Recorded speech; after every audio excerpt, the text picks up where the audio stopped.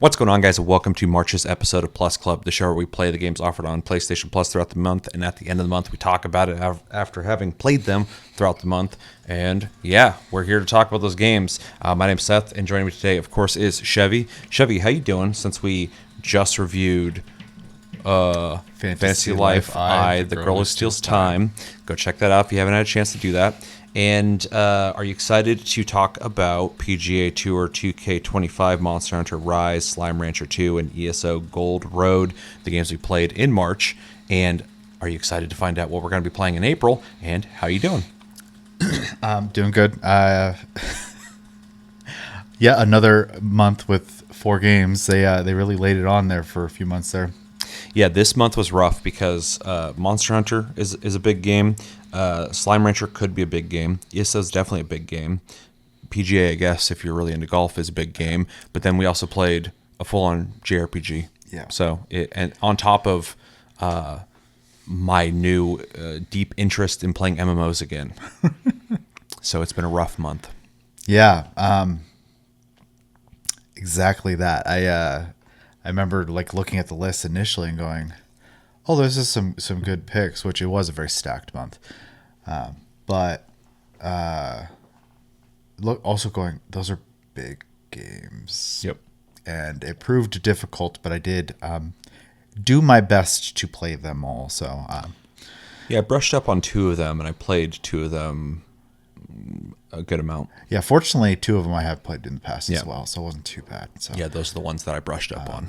but yeah, 2 of them were newer, and 1 was expected. So, but anyways, yeah, it was pretty cool. I'm also curious about next month's. I obviously already know what they are, but I definitely have some interest in at least 2 of them. So And we'll talk about that. yeah, Doing good? yeah, I'm good. I'm good. I feel much more energized, which is really weird today than I did yesterday, considering I got like 4 hours of sleep last night. So I'm just running on fumes, but it's working out. And I am excited to talk about these games, but I'm also kind of excited for this month's upcoming PlayStation Plus games, which are Lords of the Fallen, the new one, not the last one. There's 2 of them with the same name. Tomb Raider Remastered, that's 1, 2, and 3. So I guess technically we're getting 5 games this month, but one's in one package, so we'll be reviewing that package. And then Sword Art Online Fractured Daydream. There's always got to be one game every month that I hate fucking saying, and I'm gonna hate saying that all month, and you guys are gonna hear me bitch about it. Call it SAO. SAO, Sword Art Online. Fractured Daydream. Yep. I'm gonna call it SAOF soft. Just call it SAO. I'm gonna call it soft. Yeah, so anyway, those are the games we're playing. What do you think? Well, I know you've been trying to get me to play Lords of the Fallen forever, so there it is. Yep. So that works out. Which I feel conflicted on, because while I'm okay with starting a brand new character, which I would do anyway if I played with you, I have it on PC, and I would almost prefer to play it on PC, and you wouldn't even have to buy it because they have like a friend pass thing, which is awesome that they even do that. But at the same time, we have to play it on PS5, so might as well just play it on PS5. I'm going to play with the controller anyway, so. Well, and I was going to say, it's a controller game for me, regardless of where I play it. So Yeah. it's not too bad either way. As long as it runs fine, I'll have 0 complaints. I hope it does. SAO, I am curious about, mostly because we watched a tidbit of it before recording, and it looks entertaining enough, I'd say. It looks more interesting than people say about it. And I was going to say, which is kind of a relief, because I looked up the Steam reviews ahead of time, and they're not great. So yeah, I wonder what the specific thing people are upset, because I know sometimes if there's like even like a performance issue, people will, because they want to get the attention. So I don't even mind that they do it, but sometimes I'll like look at a brand new game and it's like mostly negative. I'm like, okay, what's going on? Is it the game, or is there an issue? And then I'll go through the reviews, and people are like, Monster Hunter Wilds. So people will be like, the game's crashing constantly. Yeah. And I'm like, oh, okay, so the game's not bad. It's just you want to make sure they get you're getting their attention. Right. I get it. Yeah, but and in the case of this game, unless it is a busted game, they just never fix it, right? Which is a possibility. I think this game's like 3-4 years old, I think. So, anyways, I'm curious about it, to say the least, after watching a little bit of it. The one I'm probably least excited about is Tomb Raider, because have played all three of these, and I don't imagine they're going to be too new for me, but we'll see. Maybe I'll have a different opinion by the end of the month. So, but yeah. Yeah. I'm excited to play Lords of the Fallen. I've been waiting for that to come out on PlayStation Plus because I feel like it's the perfect game for that. I have some pretty strong opinions on the game. I talk about it fairly regularly within the Souls-like communities that I'll talk in, and I won't talk about it here, but I'm excited to see what you think of it because we've actually both played the original game a long time ago, but we were both not super in love with it. I have played through Lords of the Fallen twice already, so I have experience. I could probably review it right now, but looking forward to playing that with you. And curious to see what do you think of it. Tomb Raider Remastered. I forgot that even came out, and I'm kind of excited to experience it because I'm not like a Tomb Raider fan really anymore, but I was a Tomb Raider fan when I was younger, and I really liked the original 3 games. So it'll be cool to see those games. I'm hoping they'll have a mode where you can see the original and the remastered. I like when people do that because it gives you kind of an appreciation of the work they did in the remaster or the devastation that they committed to the game if it's a horrible remaster. And then Sword Art, I feel pretty neutral on, but I'm leaning closer to optimistic about it because it looked like a game I would play. Yeah. So I was expecting it to look like shit because reviews were kind of negative. But then we just watched a video just to kind of get an idea of what we're even getting into, and I was like, looks like a competent action RPG. Fine, yeah, graphics were fine. Gameplay looked about standard for these kind of games, so we'll play and we'll see what all the hubbub's about. Maybe it is terrible, right? So we'll find out. Yeah, maybe it's fucking awful. But me and you are kind of the worst when it comes to that kind of thing, though, because we don't overly praise stuff very often, even though I will overly praise certain things like, Expedition 33 or something like that. But we also don't go super harsh on games either. So I assume... Unless they're broken. Yeah, exactly. Or if I feel insulted by it, which is very rare. But so I assume even if it's not that great, I'll probably be like, yeah, it's fine. But we'll see. We'll see. I also kind of have a soft spot for some janky games. Shitty JRPG. Yeah, for sure. I have a lot of... I'm pretty relaxed on my views on some JRPGs because I've played and enjoyed some pretty not great ones. So, even to give a little bit of an example on that, I would probably still go back and play Mr. Mosquito, and that game is weird and janky. So. Yeah, but that game was always like that. I think it kind of brings in a certain kind of audience already. So sure, that's my whole point. Though, is that's not a game that everyone's gonna love. Yeah. So. Yeah, I've played what is it? It's not a shitty game at all, but I know in the Front Mission series, a lot of people don't like. I think it's 4. 4 answer. No, that's Armored Core. Just 4. You're right. Sorry. Yeah. Both mech games, so I get where you're going. But I'm a huge fan of that game. I like 3 as well. Everybody loves 3 and 2, but 4, everybody's like, yeah, it's not good. I'm like, why? Yeah. This game's fucking great. So yeah. Anyway. Enough about talking about JRPGs, though. I am actually looking forward to this month, and it feels just a little bit more reasonable. Although I'm worried because our game of the month, which I will not say here, you got to go watch our other episode to find out what we rock paper scissored to find out what game we're playing this month. That game and Lords of the Fallen next to each other is going to be kind of hard for me because I'm going to want to play both of them, and they're not the same, but they're both cooperative in action. So I don't know. Yeah, I don't know. I feel like this month's gonna be so much easier. Oh, I agree, especially in time investment. But yeah. Anyway, that's the thoughts. Let us know in the comments what do you guys think about these games. Are you excited? Not excited? And yeah, let me know.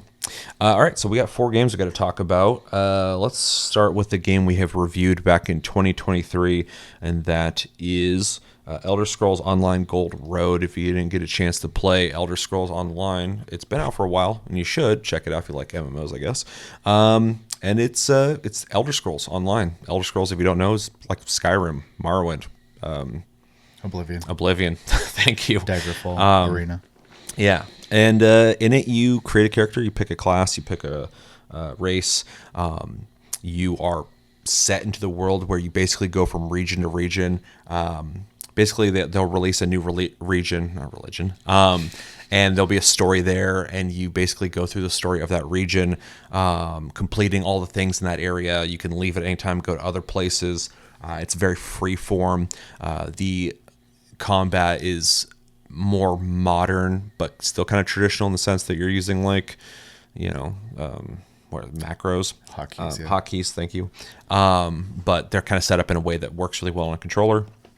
It's definitely built for a controller as well. It also allows for a lot of choice. There's a lot of dialogue in the game. There's actually different ways to do missions sometimes, which gives you that Elder Scrolls experience. There's mounts, of course. There's dungeons, raids, stuff like that, end game content, skills you unlock as you level your characters, weapons, of course, housing, the typical fare that you would expect from an MMO. And I keep wanting to call it like a modern MMO, but we're so far into gaming and MMOs that like there's not really any modern MMOs because they all die, and I made a video about that recently. But it's just funny to think that for me this is a newer MMO and it's not new. So yeah, so basically that's it. We both played it this month. Let's jump into your impressions of ESO Gold Road, which I believe was like all the DLCs. I didn't look into the details of it, or it's most of them. It's like a huge chunk of the content. It's definitely got a lot of them. I don't know if it's all of them. I think it's probably not the. I think it mostly has to do with. It's not the most recent one. A system. Correct me if I'm wrong, please. I think it just has a system where you earn like gold points and you unlock. I don't know if it's like a battle pass or something like that, but you basically you unlock other rewards through this like gold point system. So. Yeah, well, I saw that, but I remember reading the description before we played it this month, and it said something about like you get like all the content or something, even though I don't think you're getting the newest expansion. But I mean that's super fair. But yeah, they had this thing where every day you log in and you're getting Gold Road rewards or something like that. So so I mean, like you said, we've played this before, I honestly did not put a lot of time into this month just because I've played it before. I, however, have never played it on PlayStation or with a controller. So those are both new for me this time. Oh, you never played with the controller? No, I play with keyboard and mouse, and I have to mod the game because just to start my opinions, I hate compass systems in games. I like mini maps. So I prefer mini maps as well, but I don't mind the compass, but it's not my favorite. Yeah, I almost always hate compasses. I just don't think you get enough information out of them. Obviously a preference, but it does kind of affect my opinion to an extent with the game. It's not like a major thing, but it is, I guess, faithful. So that is a good thing if that's what you're looking for. This game, I remember originally playing it and not liking it at all, and that was mostly because it felt like it didn't know what the hell it wanted to be, and we're past that by a long time at this point. Even the last time we played and talked about it, it's definitely has an identity. It feels. I think it's pretty realized now. It does. Like, I remember when it first came out, I'm like, it looks like Elder Scrolls, but it's just like a basic MMO. Well, and that's what I'm talking about. There was the starting point, then the time we played it for the channel, and I did, I'm pretty positive at the time, feel that they had figured out the combat to make it feel both MMO and Elder Scrolls, and it didn't feel weird. Well, even beyond that, though, the experience feels closer to Elder Scrolls now, too. Like, I do feel like even when you're playing by yourself in this game, it kind of just feels like you're playing an Elder Scrolls game. It doesn't have the same freedom, but it does feel like one now. Oh, for sure. I definitely felt like I was playing an Elder Scrolls game, which is just pretty cool. It's kind of impressive for an MMO to capture that. The other thing I think is a positive, and this is just with MMOs getting older, there's a ton to do at this point. Too much. Well, it depends, I suppose, on what you're looking for in a game, but sure, if you're living in this game, and I've for anybody who plays this game regularly, it's not a big deal. But for me, somebody who hops games so often, I have like hundreds of hours in this game from prior times I played the game. Max level character, I have a bunch of characters that are high level. I've completed a bunch of regions, stuff like that. And even hopping in, this month, I was like, I wasn't worried about like, oh God, what am I going to do? I was like, there's all sorts of shit I can go do. So. But yeah, so I think it plays good on a controller, which is important because MMOs for a long time, though plenty of games have gotten it down now. Kind of struggled with trying to figure out how to use a controller, and I do appreciate that. This game alongside games like Final Fantasy 11 and 14 have done a really good job of making controller functionality for an MMO. So that's pretty cool.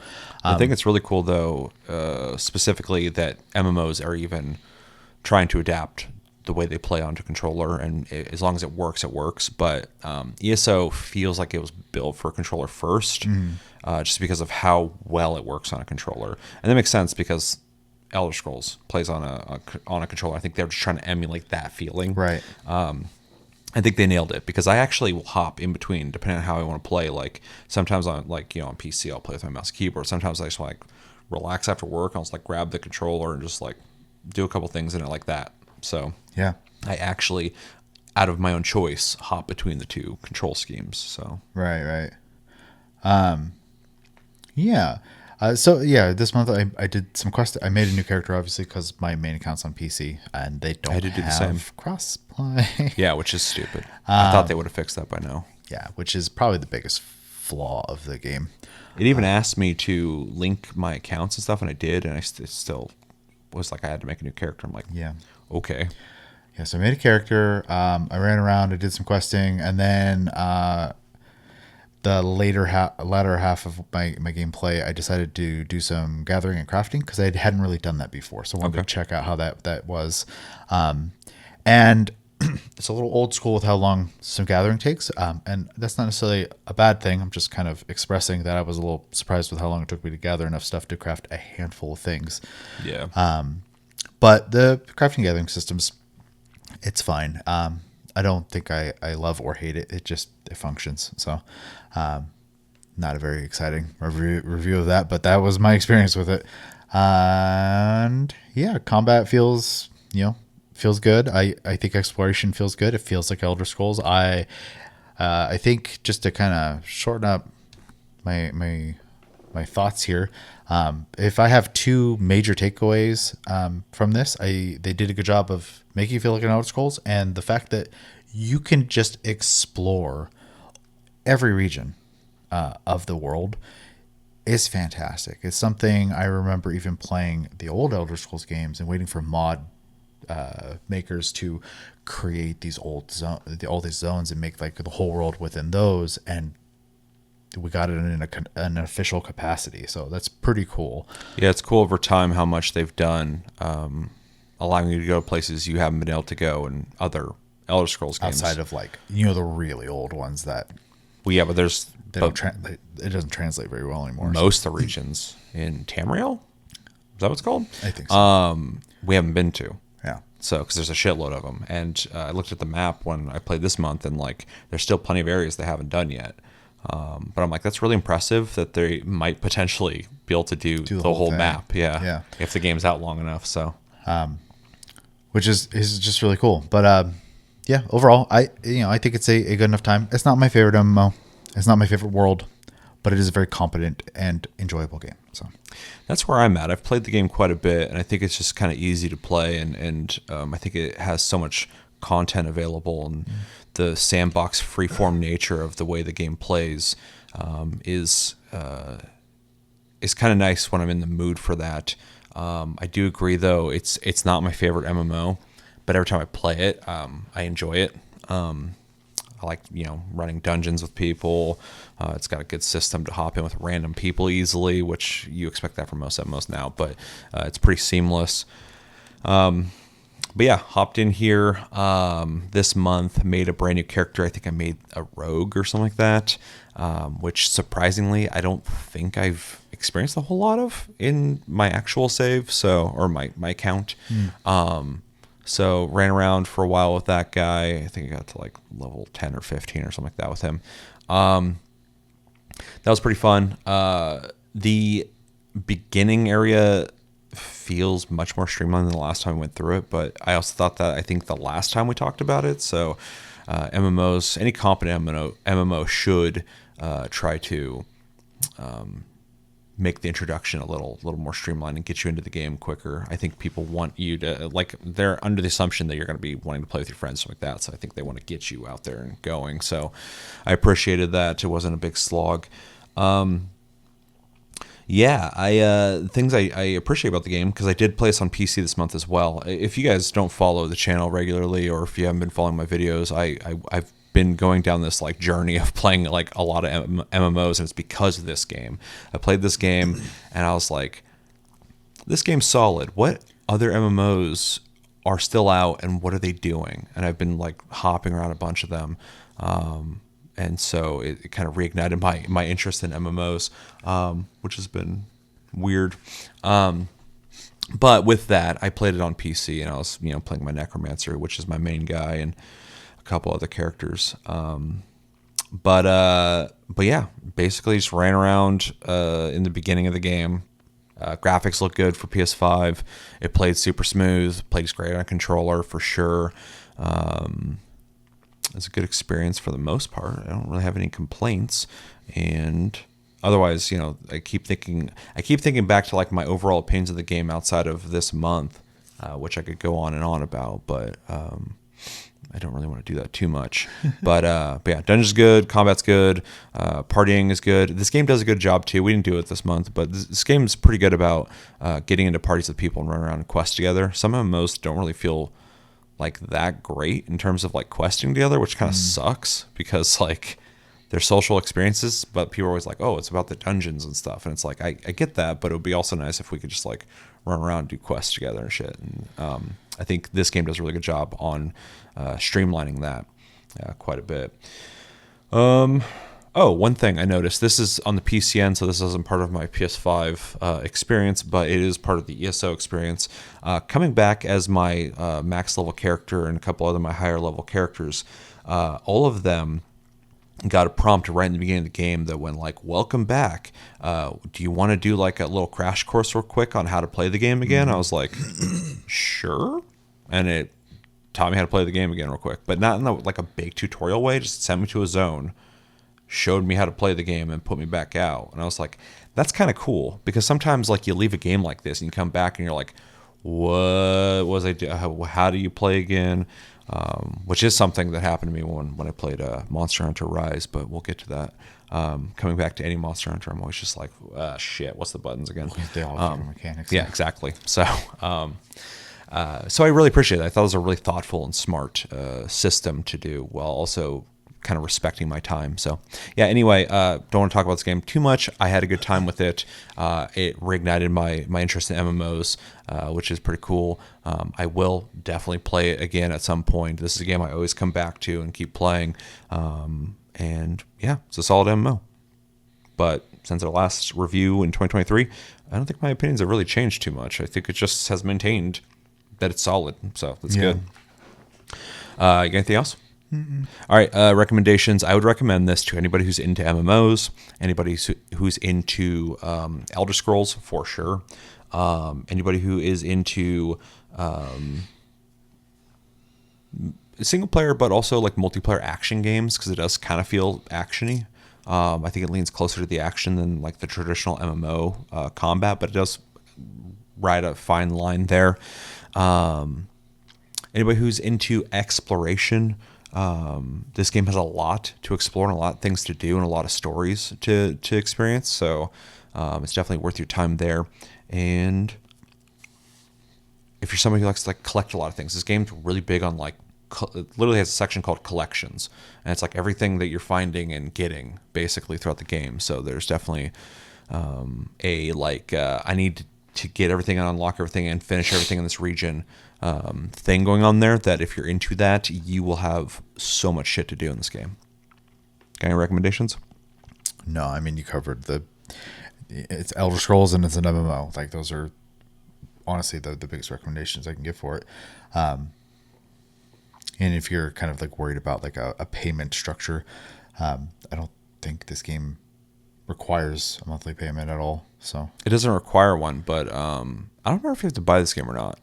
I think it is premium purchase. except for if you got it on PlayStation Plus. Right. But there is a monthly thing that I was paying for when I was playing actively, and even when I stopped playing, I was still paying for it for a while. That gives you like I think like more inventory for crafting items. It gives you access to all the content. A couple other things I don't remember, but it was worth paying for at the time. So as soon as I logged in, it like told me something about my inventory. I'm like, fuck, I should probably re-up that. But I was like, I don't know. We'll see. I don't know if I'm going to be playing this like this month that much. So, or the next coming months. So, all right. So grades. Okay. I originally gave this a B plus the last time we reviewed it. I think I'm going to bump it up to a light A minus. I'm just kind of impressed with what they've done with this game. It's not the best MMO in the world, in my opinion. It's not my favorite one, but it is like a comfortable MMO for me to always come back to. It's easy to get back into, and I think it's accessible to a lot of people, which is great for a game that relies on social interaction and wanting to get your friends to play it. It's not like it can be deep in terms of builds and stuff like that, of course, as an MMO, but like it's also super easy to grasp, especially when you've played an Elder Scrolls game like Skyrim, and almost everybody has. So I really enjoy that. And like I said earlier in this review, I think the game just finally just feels like an Elder Scrolls game, which is what they wanted to do. And I think they've nailed it. As much as an MMO can feel like that, I think they've done a really good job at trying to capture that. And it's kind of cool that they were able to finally do that, because I remember, when the game first came out, I was like, this is just a generic MMO that looks like Elder Scrolls. It feels like Elder Scrolls now, and it has, I think, for a couple of years now for sure, but just coming back reminded me of that. So I'm going to give it a very light A minus. That's mostly just my respect to what they've done with the game and the way they've maintained it. I think they've done a really good job at just keeping this game going. So yeah, I mean, I think in a similar vein, you had said that I originally gave it a B minus. I'm going to go ahead and give it a B, just because I do think they have expanded upon it in a positive way. If you want an A from me, though, you gotta make crossplay thing, because like, sure, that's crazy to me. Yeah, that is pretty crazy. But yeah, other than that, I have nitpicks, obviously, but those are preferences and not the game's fault. So, other than that, I do think just the fact that they keep expanding it and like literally just creating the entirety of the Elder Scrolls world in one game is impressive. So yeah. I mean, if I was thinking about complaints or whatever, I think my one complaint would be that. And also, I originally said in our last review that the game doesn't really have like a strong hooking factor, and I still agree with that. But at the same time, I think that just how easy it is to get back into and play at any time and just not be bored, it is a good counter to it not being like absolutely like addictive like some games can be. I think it's just like a good like comfy game. Like, oh, I'm gonna play ESO, I'm gonna have a good time.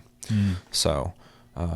But yeah, I'm still getting A minus, but I do agree the crossplay thing's pretty fucking crazy.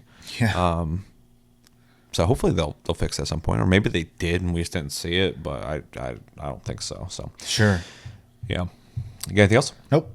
All right. Well, I said before we filmed that we should keep some of these short because they're all big games, and I don't want this episode to be super long, but we spent plenty of time talking about it because I think there's plenty to talk about there. So let us know in the comments. What do you guys think about ESO? Did you play it this month? Have you played in the past at all? Have you not played it? And if you haven't played it, why haven't you played it? And if you have played it, what do you think of it? Where do you think it ranks on MMOs? Is it your favorite, least favorite, somewhere in between? Favorite things about it? What classes do you like? What about the newest content? I haven't done much of that. What is the thing to do right now in the current state of the game? And what's the best end game stuff to be doing? Because I haven't played it in a while, so I am behind on that. Let me know everything you think about in the comments below when it comes to ESO Gold Road. Second game we played was PGA Tour 2K25. If you didn't get a chance to play that, it's a golfing game.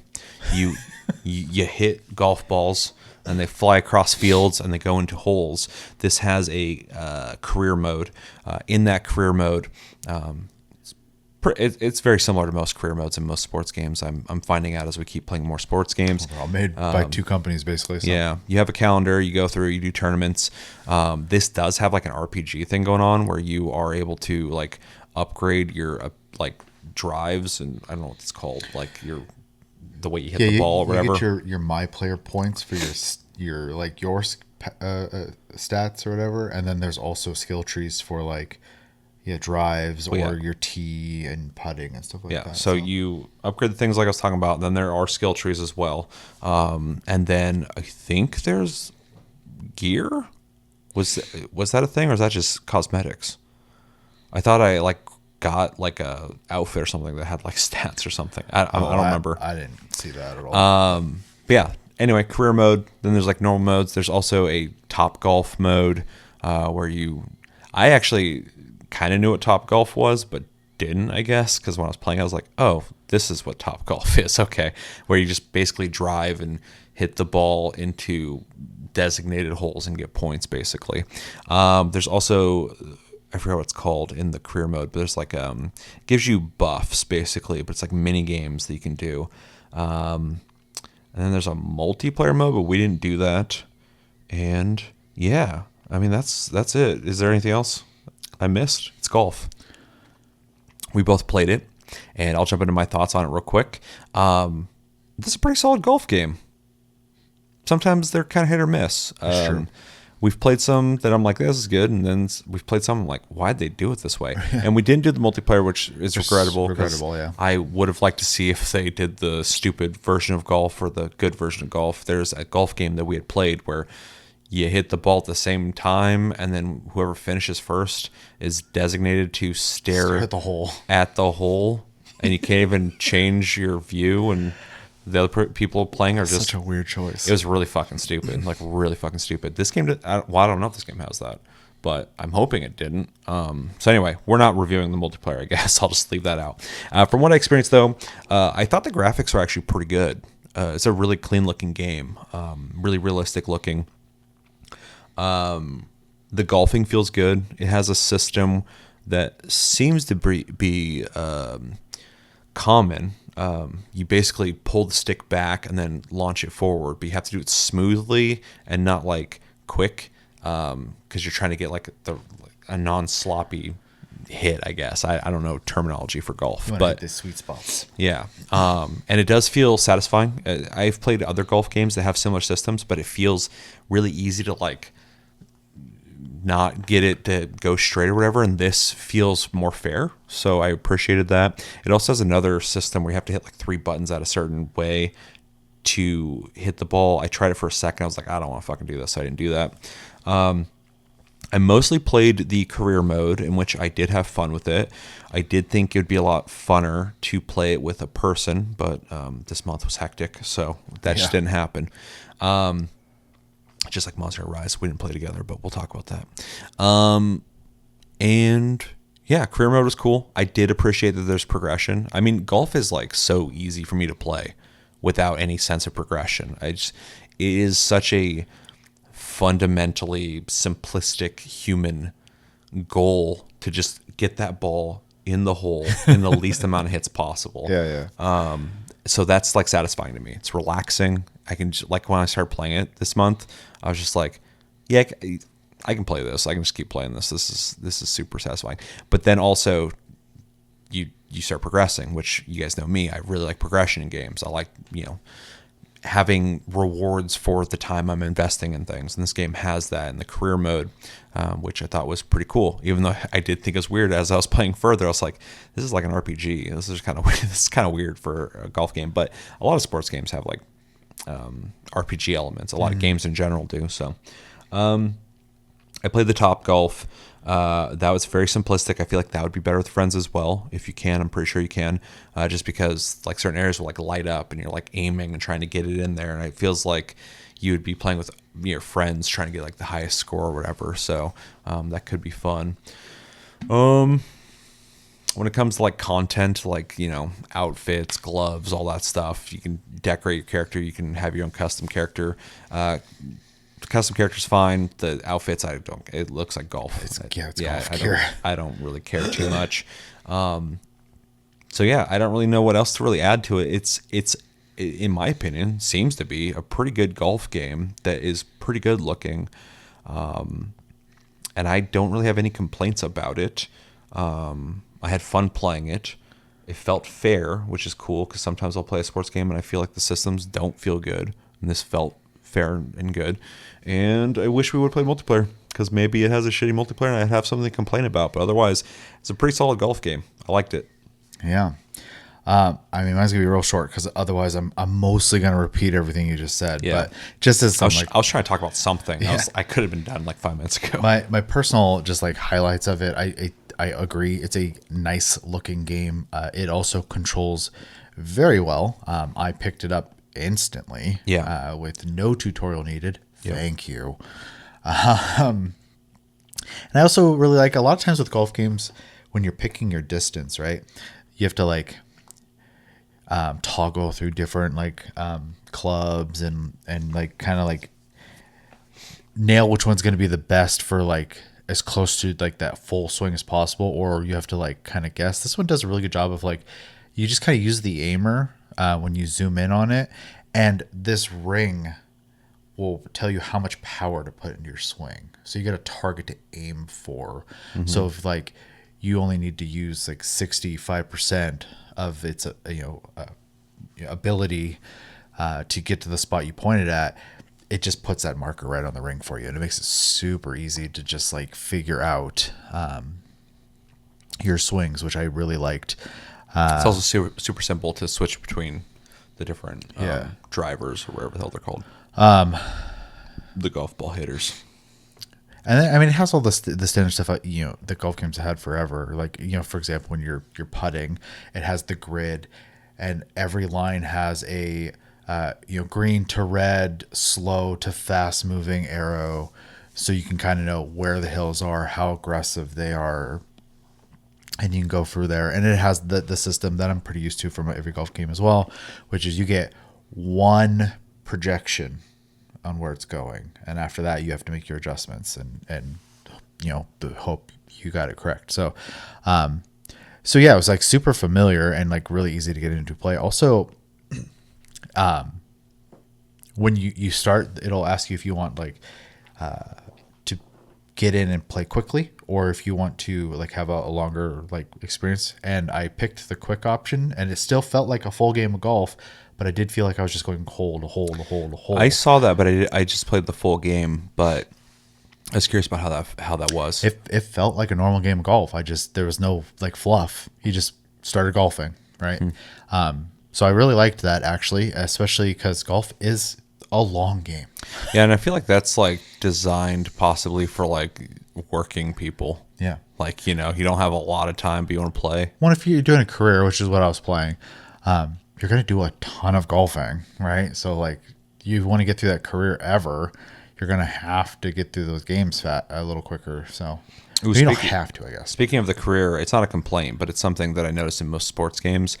I like the career in the sense that there's progression, but all the stuff that and it might be exciting if you're like super into sports or super into being like, I want to be a pro golfer or whatever, but like the text messaging thing where you're like deciding what to say or whatever. And it's like, how you're being perceived and trying to get followers or whatever in like most sports games, that like does nothing for me. The like extra semi aspects of it. Yeah.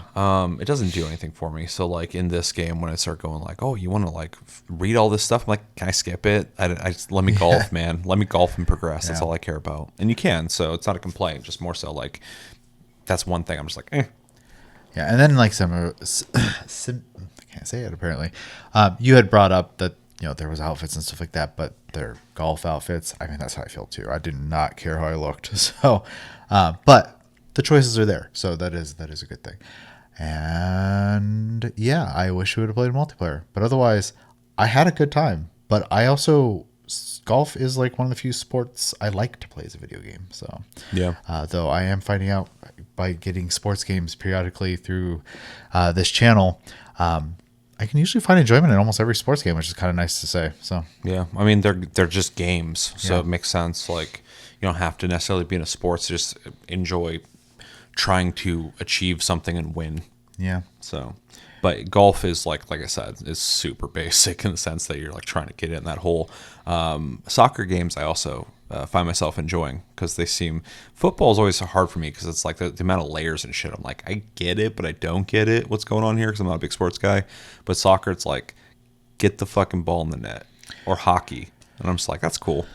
Yeah, I also sometimes struggle with baseball games because they will overcomplicate what shouldn't be so complicated sometimes. Dude, for sure. So We've talked about it in other reviews though, but that I think that's the big thing with baseball games that kind of makes me not as into them as other sports games is they always have like really weird, complicated systems for like swinging a bat or throwing a ball. yeah, and I realize they're trying to make it, as like intense for the people who are like into the sport as possible. Well, and they're trying to put like a barrier there of like, something to be skillful at, Yeah, but it's yeah. like, this isn't like throwing a ball though. Yeah. You just want me to do this weird thing and it fucking feels weird. Yeah. Yeah, but I mean that was pretty much it for me. I don't have any major complaints. It was what I expected, plus a little extra, to be honest. So Yeah, the extra for me is they're solid. yeah, So, recommendations? I mean if you like golf, right, or sports games in general, I honestly just can't see anyone outside of that liking it though. I mean it is what it is. Yeah, I got nothing to add. If you like golf, check it out. And if you haven't, and if you don't hate golf and are slightly curious, I would say check it out because it seems pretty solid. Yeah, this version was very easy to play. So Yeah, which I really appreciated. There's like no barrier to entry at all. All right, grades. I went first last time, yeah. What? I went first this time.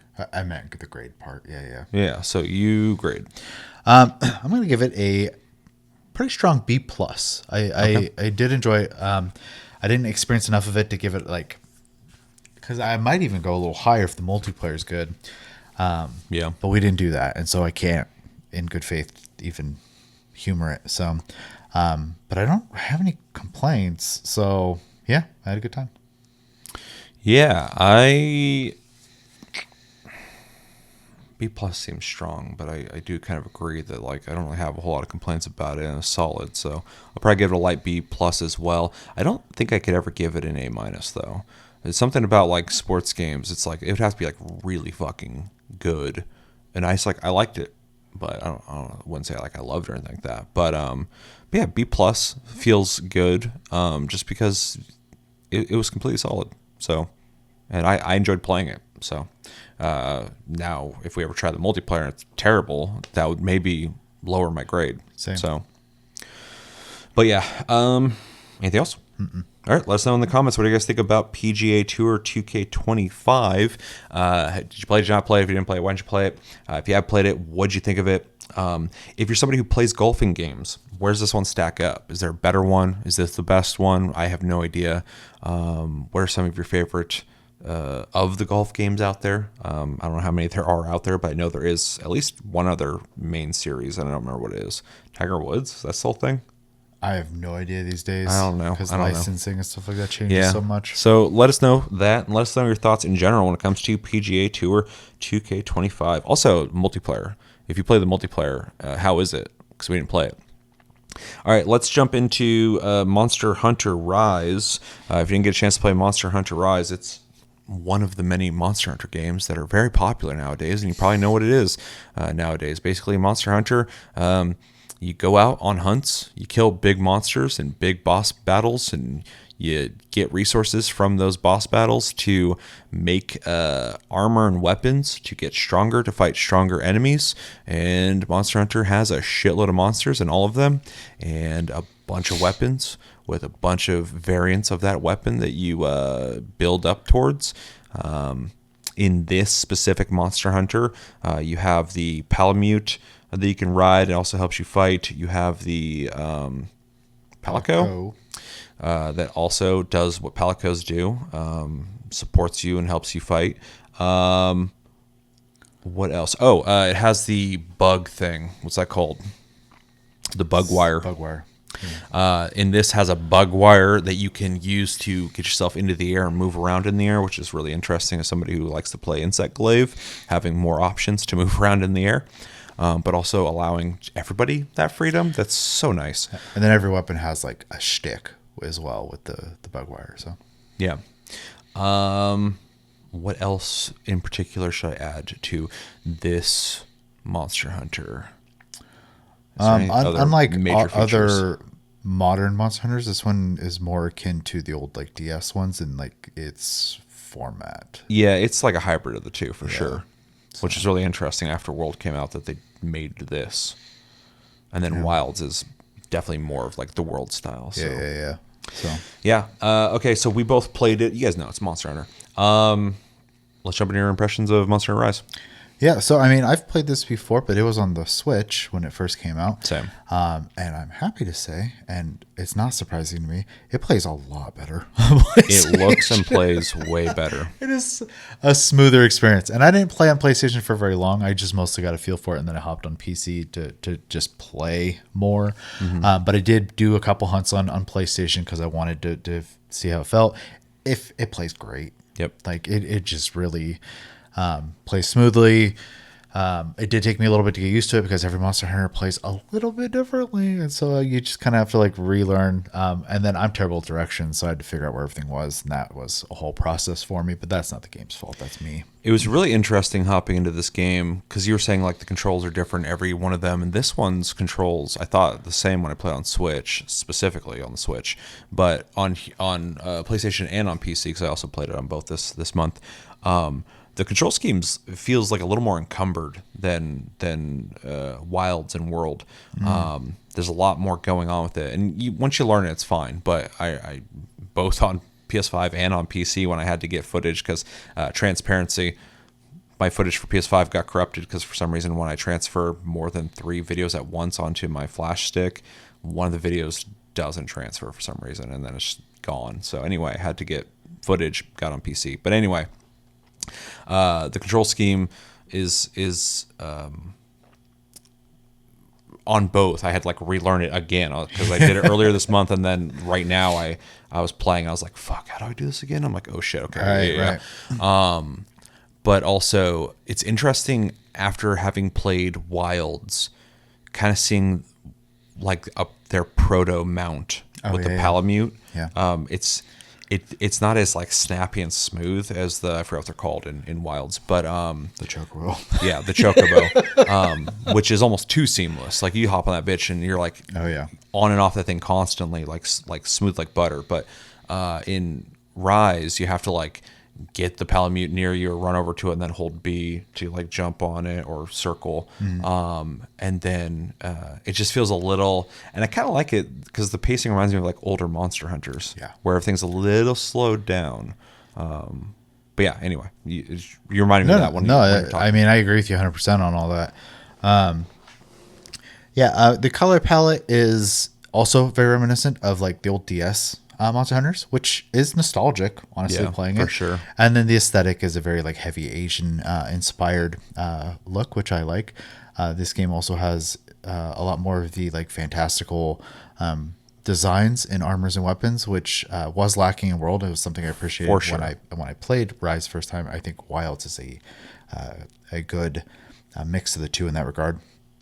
Not that we're talking about it too much, but just to compare. Yeah. Well, I mean, we play all the Monster Hunters, so like it's hard to not like to just talk about one when you're talking about any of them. Like you got to bring up other ones. So yeah, I mean, even talking about this reminds me I need to hop back into Wilds because I played it when it came out, and I think it's like supposed to be way better now. Well, and the final update for the vanilla version is out. So so I need to hop back in. But anyway, So to just kind of like simplify, I guess my opinions of this, it's Monster Hunter. I love Monster Hunter.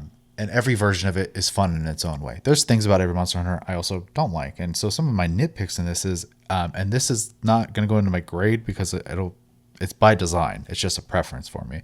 I don't like the wire bug stuff. I'm just not a big fan of it. I could take it or leave it. Yeah. And we left it. It's fun. I'm glad they tried something. I always want to encourage them to do that. And I'm sure there's plenty of people who love that mechanic in this game.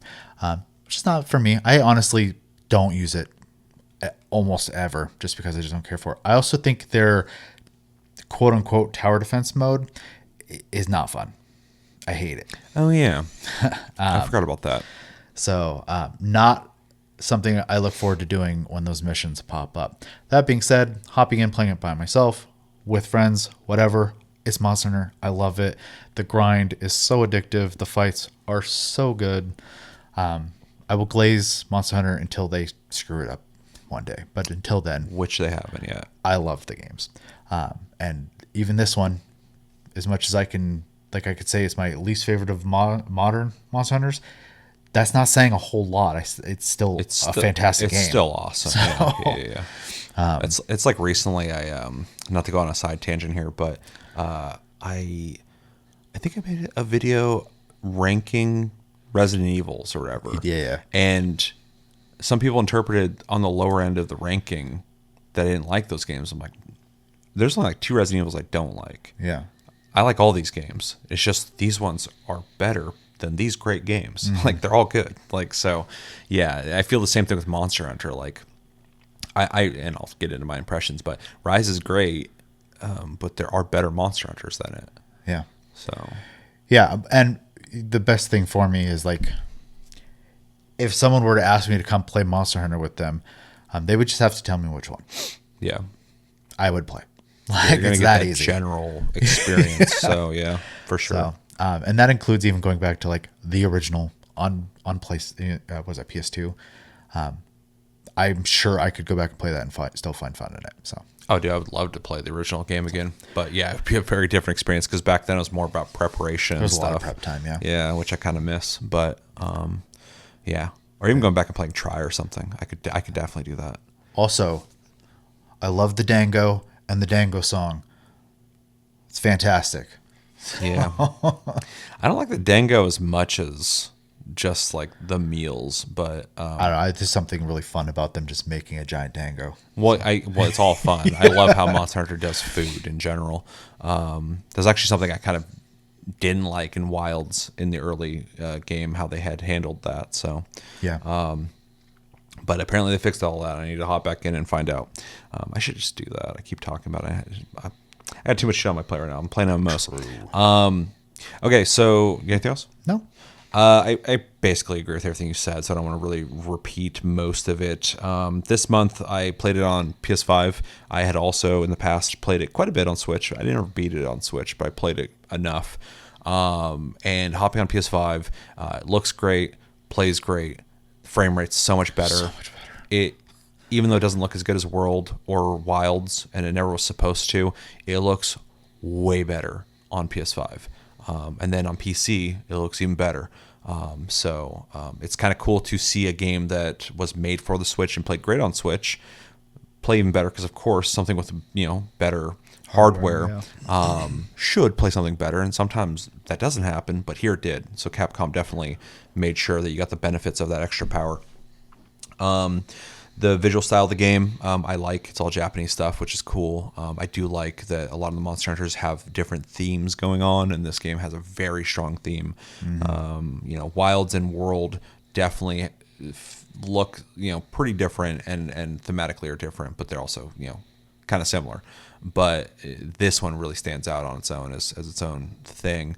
So that's cool. The Palamute system is neat. There's a lot going on there. I am used to it now in retrospect because I played Wild so much that I'm just kind of used to having them out now. But it is interesting to see them trying it out in this capacity in this. I know you could ride stuff in World, but having like a dedicated guy who's running around with you and fighting, and then also you could ride him. It's just a less BS version. Yeah. So overall it's a pretty good system. I would say, I would keep it in the games, but we did. So, I know where that goes.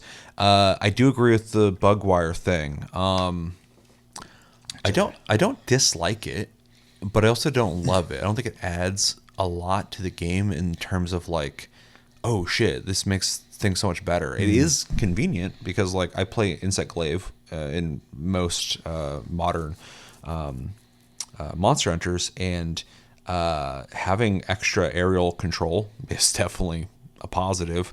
Oh, I didn't mention I was playing Light Bowgun this time, which I've never played, so that was fun. Okay.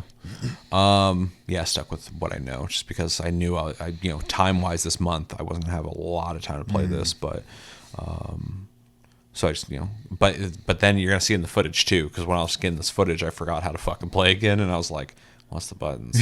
Like I was trying to figure it out, and then the monster's hitting me and shit. I'm like, oh god, I need to lock in because this guy's gonna fucking kill me. But But once you get it, it's just like every time I get back into Monster Hunter, it's like I'm like, oh god, how do you play? And then when you get back into it, it's just like riding a bike. It's like it all just works really well.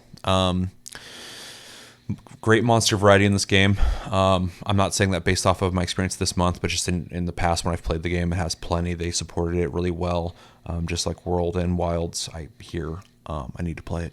We still got an expansion coming, so Yeah. I need to get back into it when that happens. The food system is cool. I do like the simplicity of the hub. It reminds me of older Monster Hunters. Wilds has this more like dynamic. You can just leave at any point, go out into the world and do your thing, which feels good in a seamless way, and it definitely feels more immersive. And it's impressive they do that. But I do kind of miss that like hanging out in the hub. And I know Wilds has a hub now too, but it just reminds me of like the older Monster Hunters where you just hang out in a hub and then you hit the and then go out, and eat and Anyway,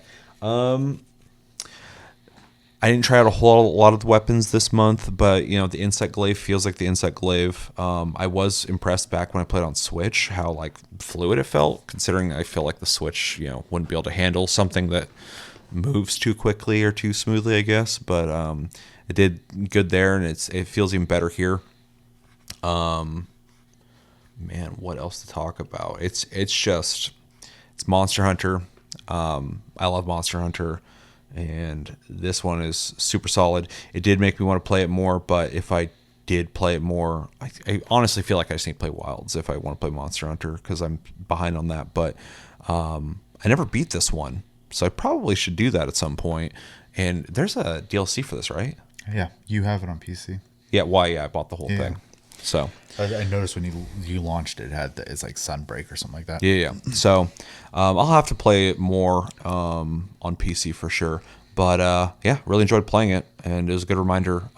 It's just really my biggest takeaway this month is that a game that I ever thought was really good just is better on the PS5 and the PC. It made me want to play it because that was the big thing that kind of held me back when I originally played on Switch was like the limitations of the console, and the Pro Controller on the Switch feels pretty good, but like just the Switch in general, like the controls, Joy-Cons, it's not exactly what I'm looking for when I'm playing Monster Hunter, because there's a lot going on in Monster Hunter, and it's not the most convenient. So anyway, I really enjoyed it, and I would like to play it more when I don't have so many things to play. Yeah, I unfortunately have all three installed on my PC. It's really annoying. Yeah, I'm pretty content. I would like to go back and play through Iceborne. Is that what it's called? For World? I never beat that. It is way harder than the base game. Yeah. So I played about 5 or 6 monsters in that, and that's about as far as I got into that. But I would like to play through and beat this. And I beat Wilds, so. Yeah. Anyway, it was good. Yeah. Recommendations: if you're in Monster Hunter, it's a no-brainer. You've you already played played it. it. You played it, yeah. Monster Hunter people, you already played it. There's few communities for games that are as dedicated to a game as the Monster Hunter community. So Though I guess it is fair to say that there are people who came to Monster Hunter from World and Wilds, and if you didn't play this one, try it. yeah, you'll like it. Like I would have a hard time believing somebody would play this and not dig it if they like those games. For anybody who's not aware of Monster Hunter somehow, if you like challenging bosses that you can fight with your friends or random people and get cool stuff from, I would recommend it to you. Loosely, if you're into Dark Souls, you might dig Monster Hunter just because it's big boss battles and they do get difficult later. So I do definitely get a similar satisfaction. So. Yeah, I don't have qualms comparing the two, because even though like the earlier stuff in Monster Hunter is not designed to be that difficult, it's just fun. They do introduce stuff in their games later that's designed to really challenge people, and so that reminds me a lot of like From Software for sure. Everything they do is just it's supposed to be challenging, but Monster Hunter will provide a challenge for you if you want to get that from it. So recommendation there. Yeah, I mean, if you're into boss battles, if you want to fight big, cool, well animated plethora of moves, enemies that feel like these big spectacles. It's hard to beat Monster Hunter. So Yeah. I mean, it's just a solid like third person action game. I think the only hang up people might end up having is the crafting system, which is the bread and butter of Monster Hunter.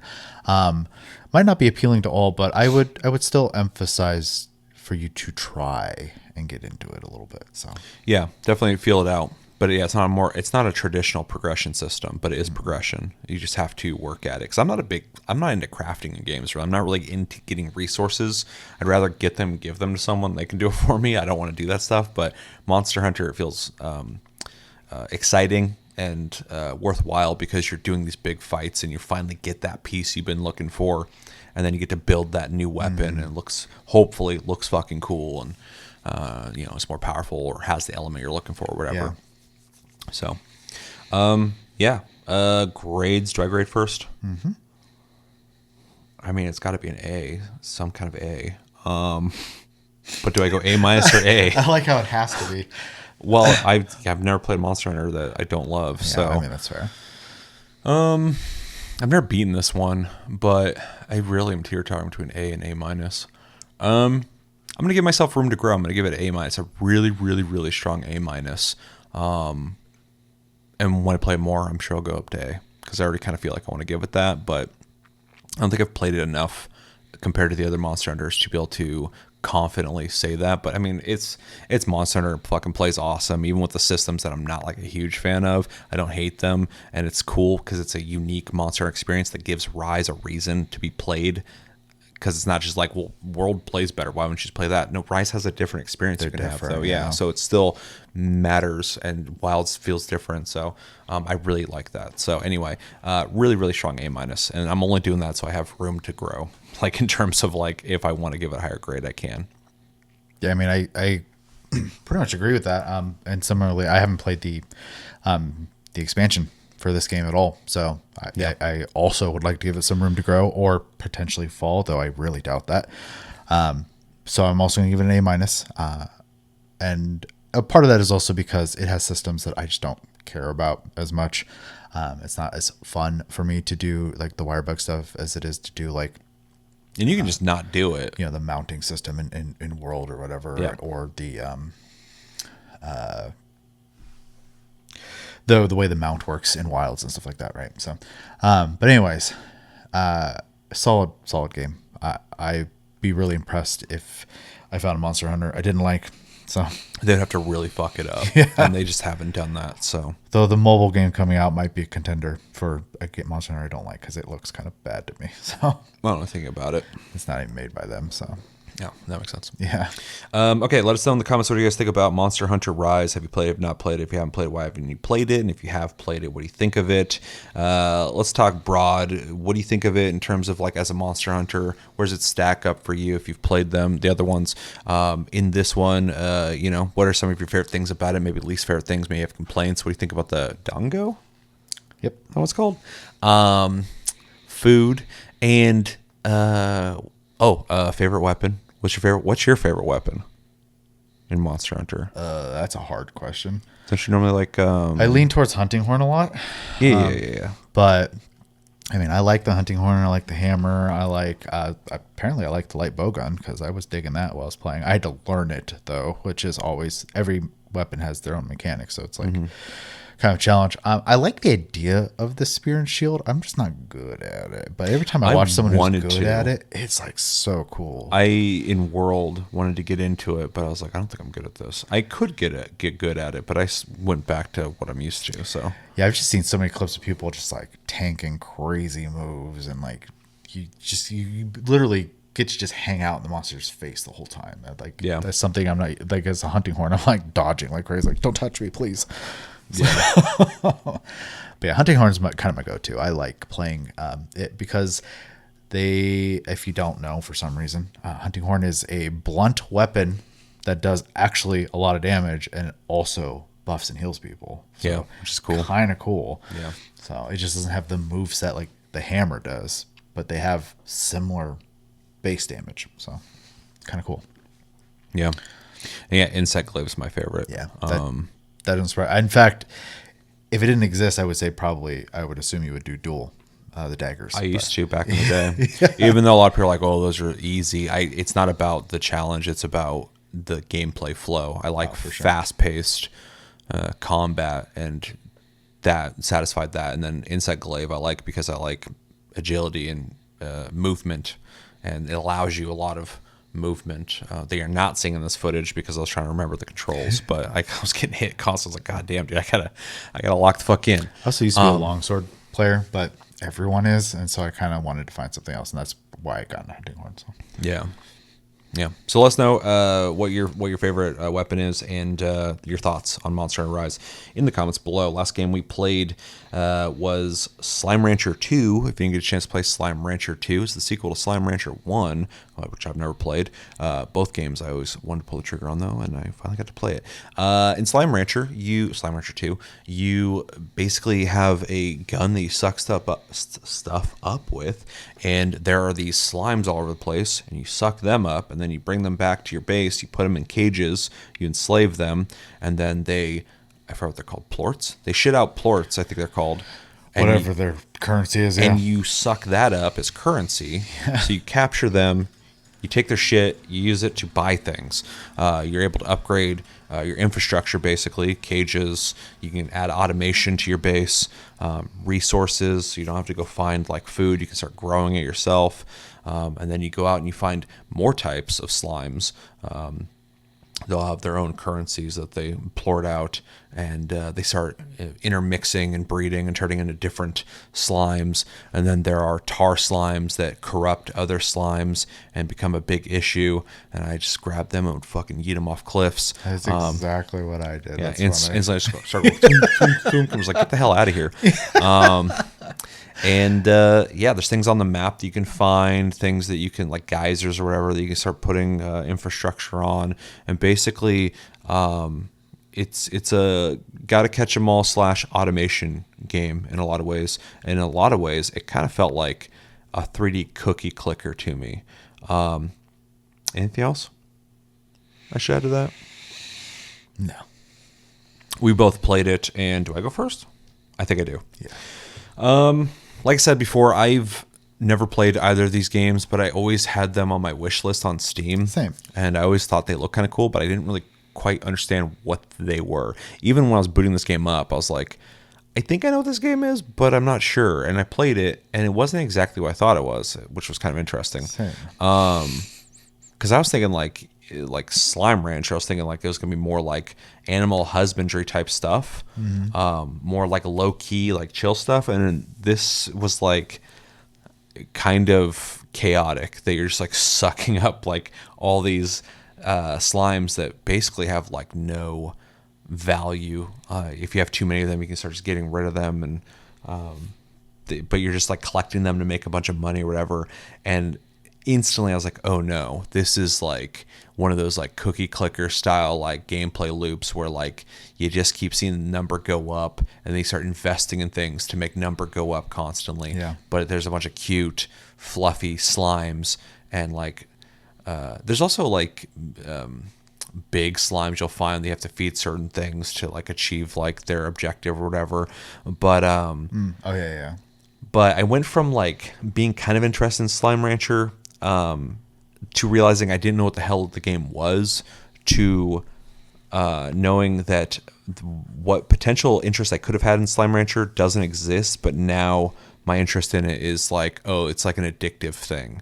And I started playing, I was like, oh shit, I might have to buy this on PC. I haven't done it yet, but I was getting ready to buy it on PC because I was like, I could definitely keep fucking playing this game, but I was like, I almost don't want to because the gameplay loop is like too addictive for me, because like you don't have to do a whole lot in terms of like keeping the slimes alive or whatever. You have to feed them so they keep having the plorts or whatever, but it's pretty simplistic, and so it's kind of easy to like get in there, just start getting all of the slimes you're looking for, putting them in cages, extending the cages up higher, so because they'll like sit there and jump on each other, and they're so vacant looking the way there's like and they like are trying to get out of the cage, and I'm like, With their bro. like moon gravity. And then I had them in there long enough that they start getting like all huge, and there's like no room in there anymore. I'm like, this is like unethical almost. Like I have like all these fucking You're slimes in one. kidnapping them to begin with. You worried about ethics? Well, no, I wasn't worried about ethics because to fix that problem, there's a cliff behind my building, and I started chucking them off the cliff. So I wasn't too worried about the ethics. Same. But I was like, we got to clean this up a bit. So I started just launching them off a cliff, and I'm like, this is kind of fucked up, but Yeah. I'm willing to do this because I want more plorts because plorts get me things. Has a lot of interesting systems, specifically with the cages. I thought you can have like automatic vacuums that just suck up plorts for you because at first you have to do it yourself, which sucks, especially because you can't differentiate what you suck up. You can suck up 4 different things and build them up to like 20 or whatever, and then you have to go get rid of them. But so it's like 4 different types of slimes or like different types of plorts or whatever. And you'll clog it up with a giant slime. Yeah. And so like it gets kind of annoying, like having to like differentiate all the things you're trying to suck up. And so having that vacuum in your cages is like fucking next level because you just like set it up, and as they're plorting, it just sucks those up, and then you can pull the money out. So it feels beneficial and makes everything go smoother. And everything that you build in this game has all these upgrades. So it's got a really interesting gameplay loop. Like some slimes want to eat like meat, so like you can go out and capture birds or whatever, but then I grabbed a bunch of birds and got like a bird house or pen type thing, put a bunch of birds in there, had them breeding, and then I'd use those to feed these cat slimes. But then there's upgrades to that to like, it's basically the same upgrades as like if you're growing like apples or something like that, but it's like one makes them grow faster, one makes them I think there's like a scarecrow you can put, because I guess slimes will attack your food. I had never experienced that, but Yeah, I know eventually you have to defend, but I yeah, didn't get why that point either. it has to be that because it has a system to defend against. So also there's upgrades to your weapon and gear, which I thought was pretty neat. I didn't explore that as much as I would have liked to, but yeah, downstairs there's like upgrades to everything, which I thought was pretty cool. And another reason why I was like, I can't play this right now because I feel like I could just really crack out on this. Even talking about it right now, I'm like, maybe I should go pick it up on PC because I feel like I could just play that game. But yeah, that's cool. The different types of progression. I assume later in the game you get better defenses. I know you can build like water guns or something like that for the tars. But my defense was just to grab them and throw them, and you were saying the same thing. Literally every time you mentioned throwing a slime in the circumstance you were doing it in, I also did that. So. Yeah, I got to the point where just kind of knowing where I was at, I would just yeet them over some mountains because I knew behind those mountains there was nothing. There's just like water. I would say they just disappear when they hit water. So Yeah, I'm just like, I just need you not to be here. So I just like launch them like way the fuck away, and it's terrifying to watch the tars take over because like one will get infected, and then it starts infecting all the rest of them, and I'm like, holy shit, this is like an outbreak. Yeah. And like you start just throwing them and they'll attack you, which is fucked up. Which gives you a reason to, I never died, I don't even know what that would be like in this game, but it gives you a reason to want to upgrade your stuff. So what else? I don't know, it's like a super addicting gameplay loop that has a lot of things to work towards. I would like to play it more, and I'm actually thinking about picking it up now. So, but from what I played, I don't know if I liked the game, but I feel like I have like a strong inkling to want to play it, which I felt that's why I bring up Cookie Clicker back in the day. If you're like too young and you don't know what Cookie Clicker is, auto clicker, but or yeah. any auto clicker, but that's like the one back in the day that like really got a lot of them going. Yeah, click a cookie, and then later you're able to like multiply the cookies, and you get automated things Army of grandmas. yeah, and it's just you're just watching a number go up, but it was like monkey brain fucking like, and this game definitely feels like that. So yeah, I want to play it. I don't know if I like the game though. So yeah, those are my general thoughts. Okay, well, my general thoughts are going to be actually super similar. Because obviously my experience was very similar as well. The biggest difference for me, I'm gonna say though is I'm gonna have to thank PlayStation for allowing me to play this game because Yeah. I did also want to play it, and it also showed me that I don't want to buy this game anymore. Okay. I was not having fun. I don't think it's necessarily a bad game, but it's not what I thought the game was going to be. And I had the when same it experience. turned into just use this one tool to do everything and then create automation, I was like, this just feels like chores. I don't feel like I'm playing a video game anymore. It feels closer to like a house flipper sim or something. Like it's just like a lot of tasks. I will play Power Wash Sim and enjoy myself. But like I know what I'm getting into with that. This I was expecting to like more like a farm situation and raising animals and stuff like that, and not a zoo situation, Yeah. which is what this game basically is. And I just didn't really think it was a fun gameplay loop. Like, and I played for, I think I sat there for about 5-6 hours, because it does have the addictive quality, but that's not enough for me. That's not fun. That's just addiction. So, I don't know. I definitely think there's a lot of people, because it has a fantastic review on Steam. So like obviously like people love that gameplay loop. I just don't think it's necessarily for me. I think for that kind of like fix, there are better games for me. Okay. And so I'm not a big fan of it, which is a bummer because I was looking forward to. It was like the game I was looking forward to playing this month, and Yeah, it was it's like really the interesting. worst one. It's interesting we had the same experience, but it came out differently. Yeah. Because like it's a game I also thought about playing, finally got to play, which I was excited about, and then it was not what I thought it was going to be, which is surprising because a lot of times I don't have that experience when I play any game. I'm normally pretty well informed on what a game is before I play it. I'm not surprised by it, but I never looked into this game. I always saw like videos. I'm like, oh, it's like a take care of slimes game, and it's more like just an automation, like get more and more progress type game. And Yeah. but I kind of liked that just because of the simplicity of it. But it's interesting that you realized that it wasn't a game for you, which I can kind of see because it isn't what we both had kind of thought it was going to be. So Yeah, and if I wanted something where I want to see number go up, I would probably just turn on an auto clicker because it's a lot more simple, and I can have it running on a second monitor. I don't even know what auto clickers are All the ones nowadays. you played before are still the ones that people play now. So I'm sure there are new ones, but I know like cookie clickers on Steam, for example. So I'm not playing that again. no, I'm not either. I'm just saying like if I wanted that experience though, I would just do one of those because I could still play a video game while it was running on another monitor. Sure. So, or on my phone, because that's like the perfect place for an auto clicker. So, but yeah, anyways, it plays. So if you are actually interested in it, it plays fine. It plays fine. It looks good, and it definitely does everything it's trying to do in a good way. I don't have complaints in that way. I just think the gameplay loop's not for me. So, Sure, that's fair. Recommendations. if you like number go up, you want monkey brain and see number get bigger, this is the game for that for sure.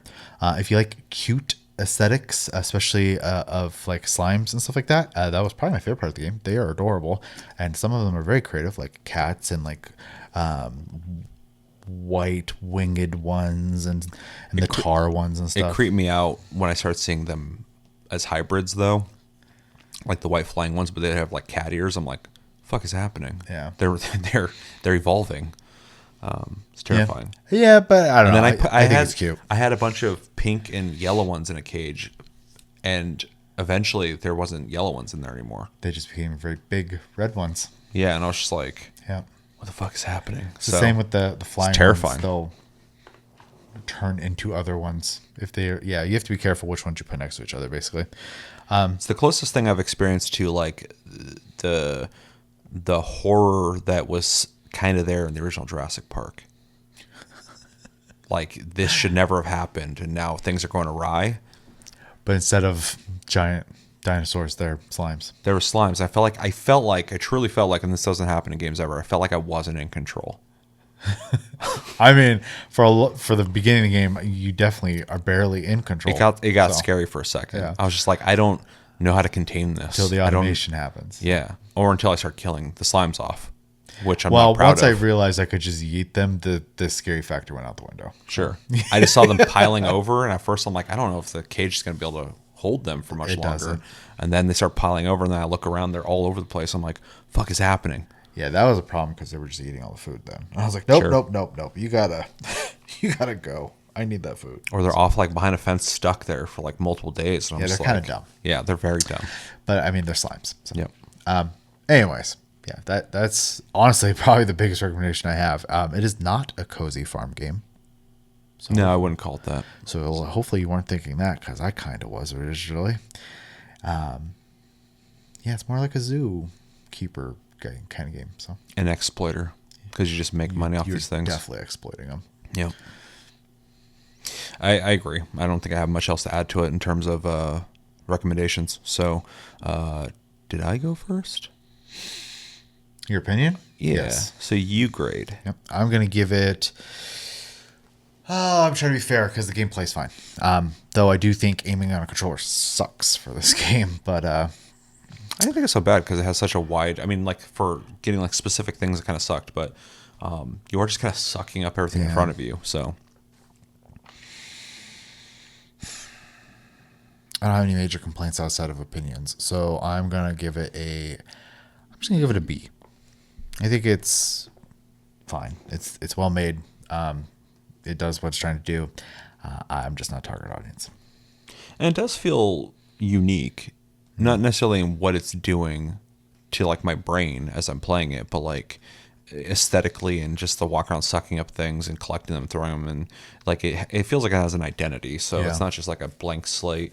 I'm gonna also give it a light B. I was thinking B minus, but like I don't really have much complaints about it, and you know everything works well, and I do still kind of want to play it, but not in a way that I'm like, you know, I'm gonna have fun. I'm like, well, I kind of want to see what happens if I keep playing it. But yeah, I'm not like super in love with it, but also I think it's pretty solid. So it's a cool idea. I'd like to explore it further. So I'll also give it a B. So yeah. Okay, anything else?